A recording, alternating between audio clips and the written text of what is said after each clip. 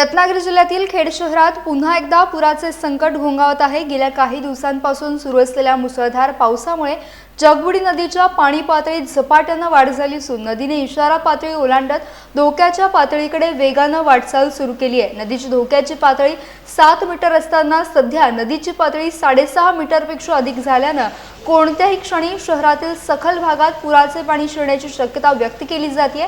दरम्यान खेड शहरातील मटण मच्छी मार्केट परिसरात पुराच्या पाण्याने प्रवेश करण्यास सुरुवात केली असून व्यापाऱ्यांमध्ये धावपळ उडाली आहे। अचानक वाढलेल्या पाण्यामुळे परिसरातील काही वाहनेही पाण्यात अडकून पडली आहेत। जगबुडी नदीचे वाढते रौद्ररूप पाहता पूरप्रवण भागातील नागरिक आणि व्यापाऱ्यांमध्ये चिंतेचे वातावरण निर्माण झाले आहे। संभाव्य पूरस्थिती लक्षात घेऊन खेड नगरपालिकेने नदीकाठच्या परिसरातील नागरिक आणि व्यापाऱ्यांना सतर्कतेचा इशारा देत सुरक्षित ठिकाणी जाण्याचे आवाहन केले आहे। प्रशासन परिस्थितीवर सातत्याने लक्ष ठेवत असून आवश्यक ती उपाययोजना करण्यासाठी यंत्रणा सज्ज ठेवण्यात आली आहे।